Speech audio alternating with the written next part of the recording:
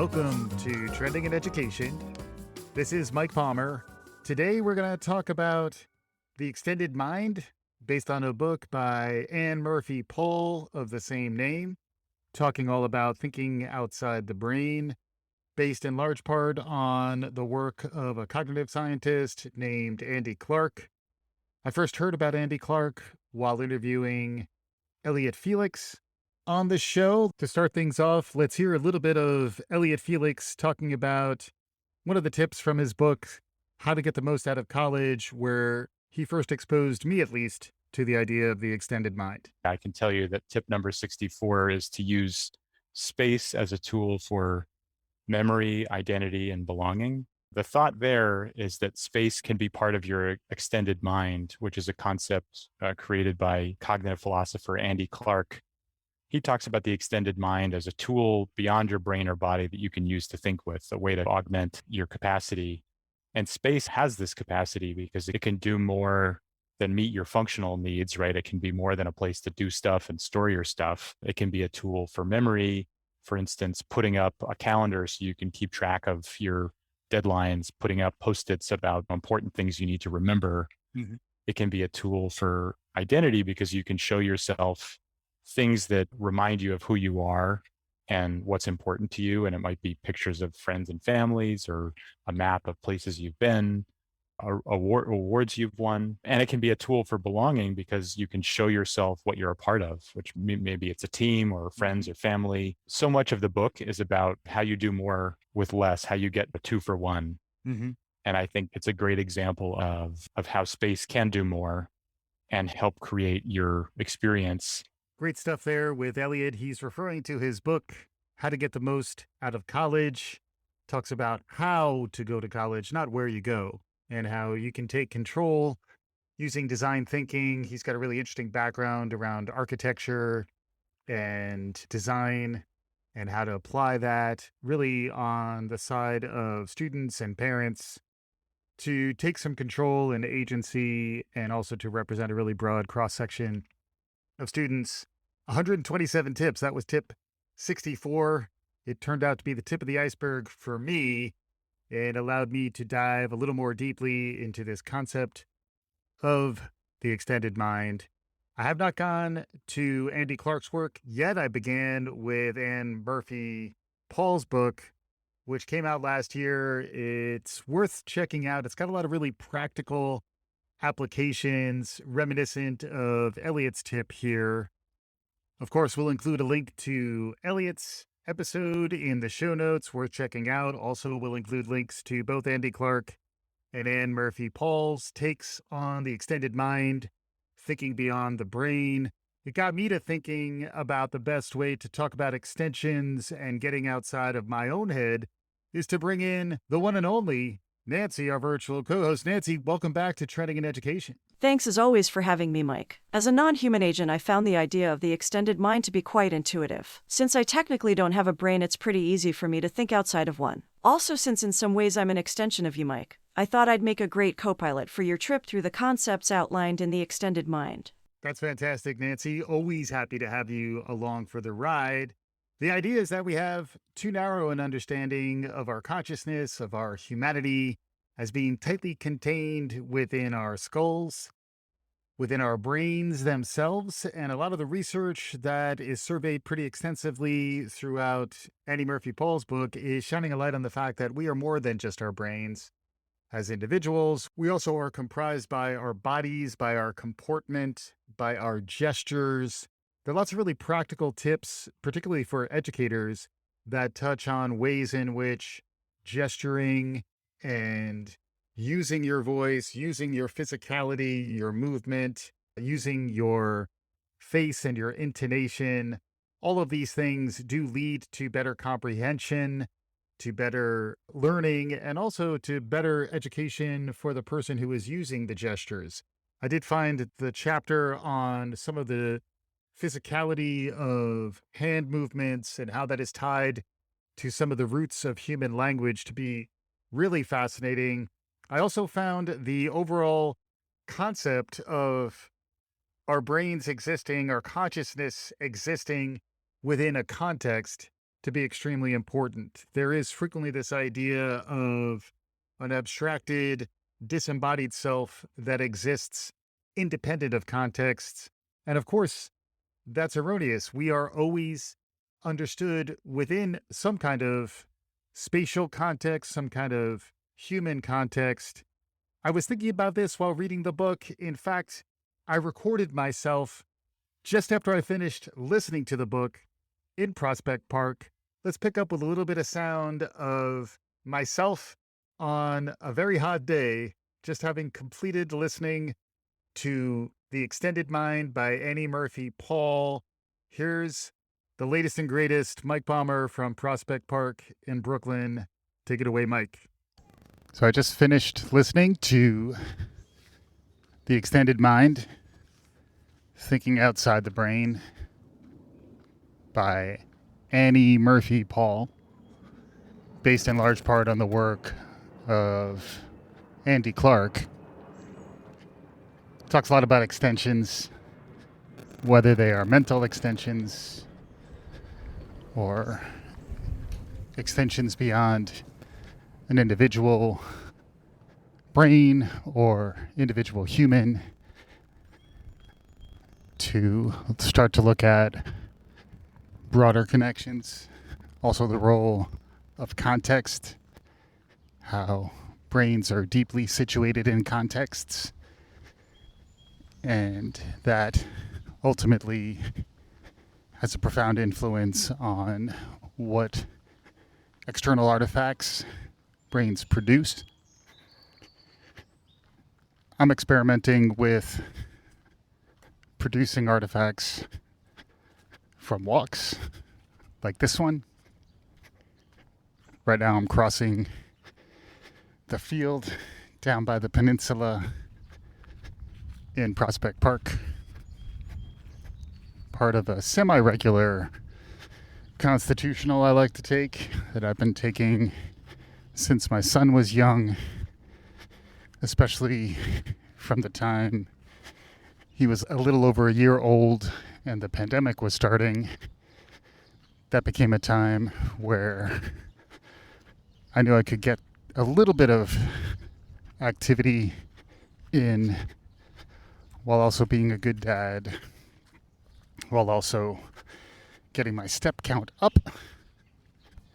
I've since strayed a bit, especially since my son no longer acts as a piece of luggage and now acts as a strong-willed small human with a mind of his own and some ambulatory capabilities that he has been known to use, but also forgo entirely, and opt instead to be pushed around by mommy or daddy in his stroller. Again, depending on the context. But anyway, as I walk up upon some swans swimming above the surface of the pond here, I wanted to add a little more sound to the repertoire to see how this might impact the ultimate output, which is an episode based on The Extended Mind. Thank you for listening. Well, there you have it. Straight from the mouth of a podcaster taking a constitutional in 90 plus degree heat in July in Brooklyn, in Prospect Park, a place that is very sacred to me. It is my refuge. I have done a lot of great thinking while walking through that park. This is the first time I was thinking and talking in a way that you could hear me, but that is also to reinforce the idea of the extended mind, where Annie Murphy Paul does a really interesting job of connecting what she's writing about with what philosopher Friedrich Nietzsche was writing about in the late 19th century, when he was musing about the writer, the thinker, cramped over, writing, surrounded by books, hunched in his garret somewhere. That is very similar to some of what happens in podcasting, in writing, in blogging in this day and age. But it's important to remember that we can contain other contexts, we all do contain multitudes, and many of those contexts will be different enough to produce artifacts that are meaningfully influenced by that environment. It reminds me of a podcast called Above the Fog by Catherine Girardeau. I would recommend it. It's really interesting exploration of the power of walking and the influence of walking on who we are as humans. Me and my wife were doing the stroll through IKEA recently, checking out all the different spaces, the different ways in which us humans can extend ourselves. And we did test using some standing desks. This is another concept related to the extended mind, the idea that our neurochemistry, our cognitive functioning, our comportment, all these things are interrelated. These are some of the themes that are touched on pretty extensively in the Extended Mind book. What are some of the themes that struck you, Nancy? In addition to the importance of context and physicality to a fuller understanding of the mind, I was struck by the idea of collective intelligence. It makes sense when you think about it, but it is a profound shift to say that the collective knows more than any individual does. And to recognize that, like a school of fish or a murmuration of starlings, humans organize socially and they tap into each other's knowledge to begin to transcend the understanding of individuals. At one point, Annie describes humans as 90% chimpanzee, 10% bee. I thought that was surprising and insightful. Absolutely. I found the idea of the transactive memory something that was first proposed by Daniel Wegner in 1986 as the response to earlier theories of a group mind. The idea that in large collections of humans, in large organizations, it's not necessarily knowing the individual things, it's knowing who knows the individual things and knowing who to ask, where to go to find information. It is another example of that collective intelligence that transcends the individual. Listeners of the show know I dig me some Gestalt psychology. This does start to touch on that. And it also starts to break through some of the narcissism and individualism that are really endemic to our collective psychology nowadays.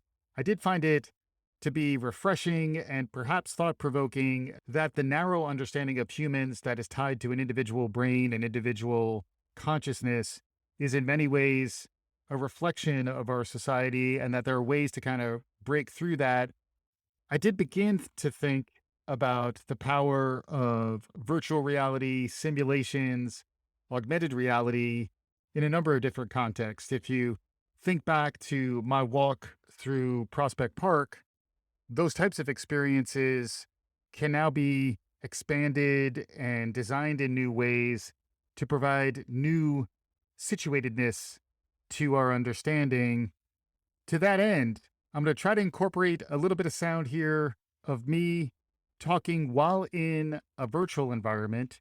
In this case, I'll be playing virtual mini golf while recording a little more sound to provide some additional context. Let's pick up with that next. There it goes. All right.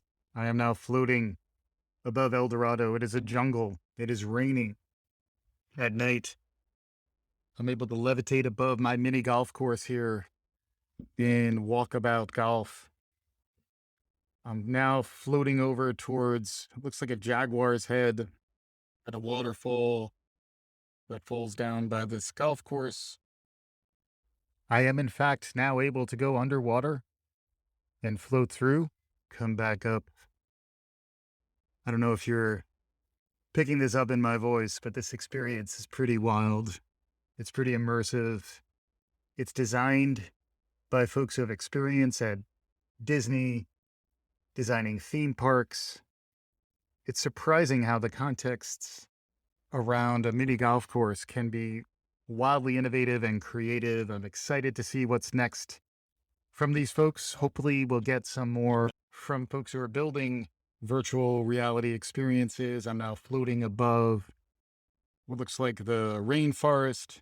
Reminds me a little bit of when I was in Guyana with my wife and we flew to Kaicher, a waterfall out in the interior of Guyana, up on an airstrip. We landed right above the rainforest down there. This gives me that experience, but it does it while seated in the same context that I'm typically recording your everyday episode of Trending in Education.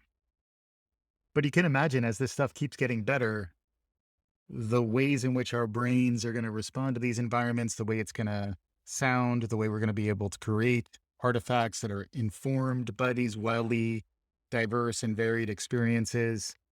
I am excited. I know Walkabout Golf has a new 36-hole course on the horizon coming that is tied to David Bowie's Labyrinth.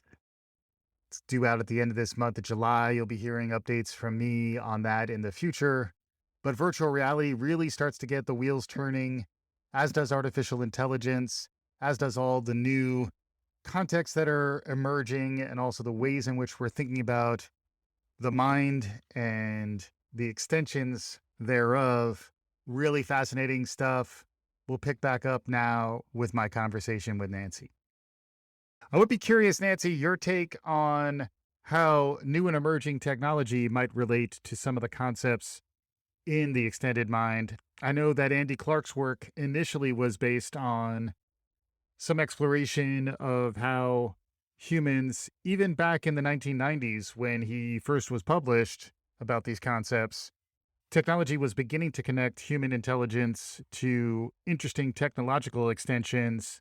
Since in some ways you are an example of this type of an extension, what are your thoughts about the roles that technology and new and emerging media might play when we think about the extended mind? Where to begin? I guess I'll start by talking about memory palaces and the method of loci, which is covered in Annie Murphy Paul's book. This method has been used as a memory aid for thousands of years and is used extensively by mental athletes who engage in all sorts of feats of mental ability these days. This is covered in depth in Joshua Foer's book Moonwalking with Einstein, which we've covered on this show. The idea is that human memory has evolved with spatial awareness and that things can be remembered better by associating them with the place you know well. In fact, if the associations are more vivid, even scandalous, humans tend to remember them better. This is where the title of the book comes into play. Moonwalking with Einstein is a vivid turn of phrase, and thinking imagistically like that is one of the tricks tied to the method of loci. Keep in mind all of these techniques were developed before we had headsets that could instantly transport us to the rainforest for a quick round of mini golf. Think about how leveraging these kinds of technological extensions might unlock new potential for humans to think smarter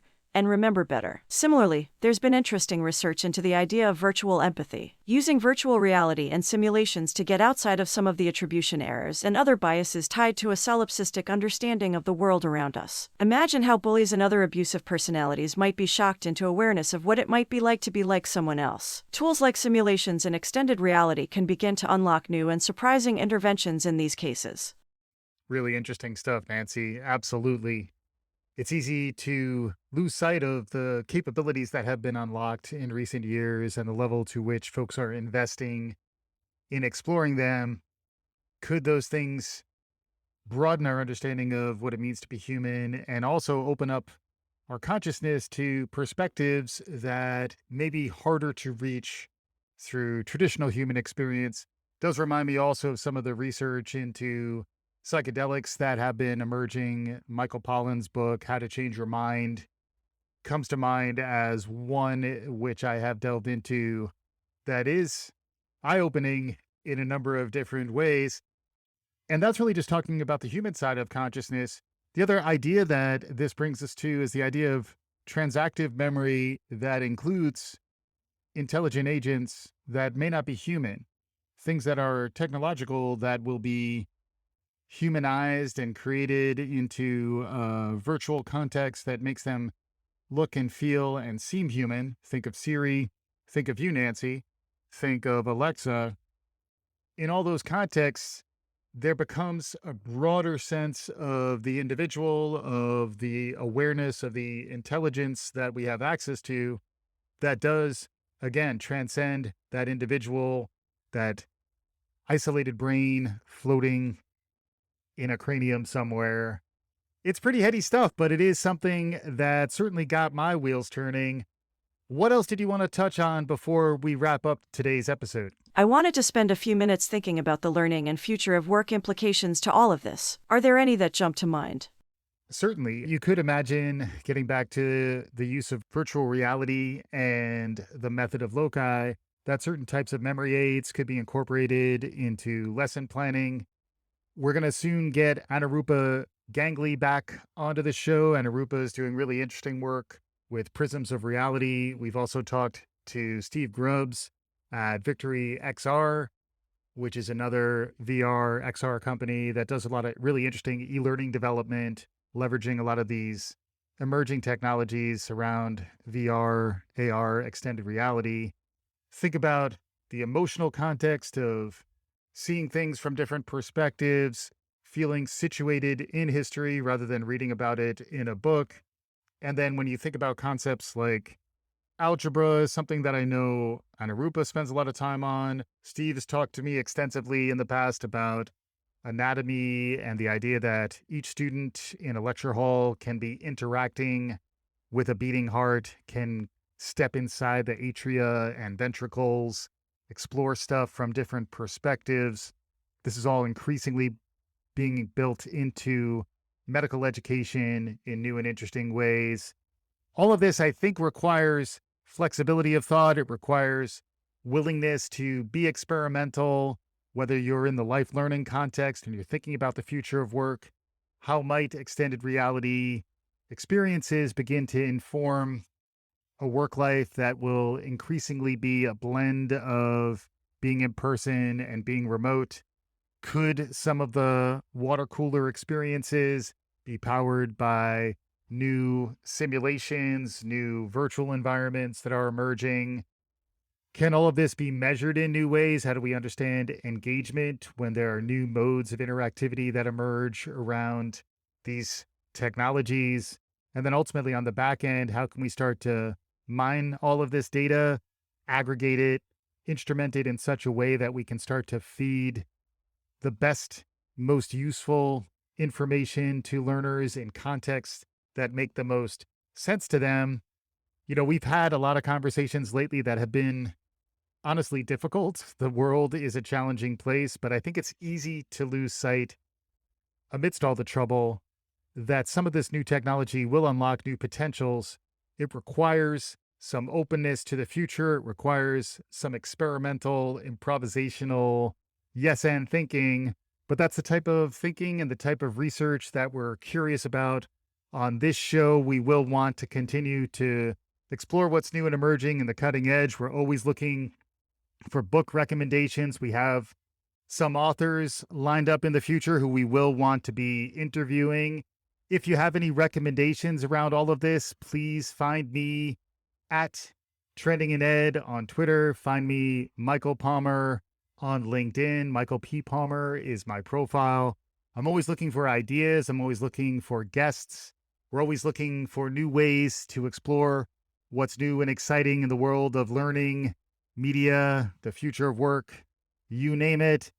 Parting thoughts, Nancy, as we wrap up here? Just that the William Gibson quote you frequently use is appropriate here. The future is already here. It's just not very evenly distributed. Here's to spreading the knowledge where we can, to begin to even out the distribution. It's fun to think through how we might push the envelope. Thanks again for having me on. I'm always excited to be along for the ride. Thanks, Nancy. We feel very fortunate to have you. We also feel very fortunate to have you, our listeners, listening in on a regular basis through the summer. We'll be releasing new content like this every Monday. Every Thursday, we'll be bringing back one of our favorite episodes through the years as we gear up for our 500th episode heading into the fall. We are also rolling out our Future of Work series. Every Friday, we'll be showcasing a conversation with a thought leader about what's new and emerging in the future of work. Look for the Future of Work, a Trending in Ed series, out every Friday, wherever you get your podcasts. And last but not least, we now have a Substack, palmermedia.substack.com. You can find all the latest and greatest, whatever new hotness is dropping from us here at Trending in Ed. You can find it there. It's a fun ride. We're very happy to have you along with us. If you enjoy what you're hearing, please write us a review, spread the word, do all the good things. We'll be back again soon. This is Trending in Education.